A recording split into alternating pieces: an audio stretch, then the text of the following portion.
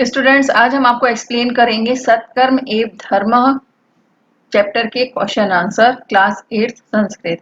इसका पहला क्वेश्चन है एक पदेन उत्तरम लिखत। स्टूडेंट्स, एक पदेन उत्तरम में आपको एक शब्द में उत्तर लिखना है, पूरा सेंटेंस नहीं लिखना है। पहला क्वेश्चन है विक्रमादित्यः नगर भ्रमण समये किम दृष्टवान। तो इसका आंसर इस तरह से लिखेंगे रुग्णम। इसमें क्वेश्चन ये पूछा गया है कि विक्रमादित्य ने नगर भ्रमण के समय क्या देखा। तो आंसर में जब रुग्णम बताए यानी रोगी को। फिर नेक्स्ट क्वेश्चन है विक्रमादित्य है महामंत्रिणी राज्यभारम समर्प्य कुत्र अगच्छत। यानी विक्रमादित्य महामंत्री पर राज्यभार को समर्पित करके कहाँ गए। तो इसका आंसर है वनम यानी वन में।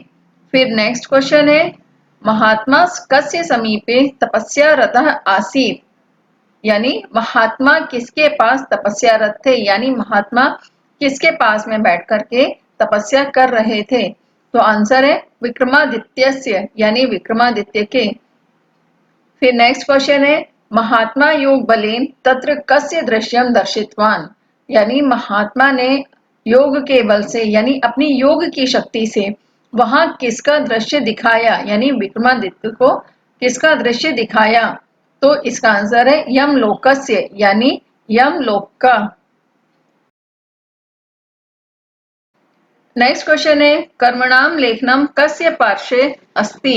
यानी कर्मों का लेखा किसके पास है। तो इसका आंसर है चित्रगुप्तस्य यानी चित्रगुप्त के पास। फिर नेक्स्ट क्वेश्चन है श्रेष्ठाचरणस्य प्रतिज्ञां कृत्वा विक्रमादित्य कुत्र आगतवान। यानी श्रेष्ठ आचरण की प्रतिज्ञा करके विक्रमादित्य कहाँ आए। तो इसका आंसर है उज्जैनी यानी उज्जैनी में। फिर इसके बाद सेकंड क्वेश्चन है एक वाक्येन उत्तरम लिखत। यानी एक वाक्य में उत्तर लिखो। स्टूडेंट्स, इसमें एक वाक्य उत्तरम जब पूछा जाता है तो इसमें आपको कंप्लीट आंसर लिखना होता है। अब वन वर्ड में आंसर देंगे तो आपके वहां पर मार्क्स कट जाएंगे। इसमें पहला क्वेश्चन है महात्मा विक्रमादित्यम किम उपदिष्टवान। यानी महात्मा ने विक्रमादित्य को क्या उपदेश दिया। तो इसका आंसर है महात्मा विक्रमादित्यम उपदिष्टवान यत् राजन भवान तु यथा नीति राजधर्मस्य पालनम करोतु धर्मानुकूलम शासनम अपि धर्म एव भवति इति। यानी इसका हिंदी में इस तरह से बता सकते हैं कि महात्मा ने विक्रमादित्य को उपदेश दिया कि हे राजन, आप तो नीति के अनुसार राजधर्म का पालन करो, धर्म के अनुसार शासन भी धर्म ही होता है। नेक्स्ट क्वेश्चन है कर्म तपस्योः कः भेदः। कर्म और तपस्या में क्या भेद है। तो इसका आंसर इस तरह से लिखेंगे कर्मणः स्थानम भिन्नम परम तपस्या स्वर्ग प्राप्तेः साधनम इति कर्म तपस्योः भेदः।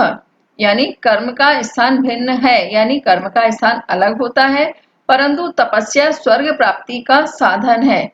ऐसा कर्म और तपस्या का भेद है।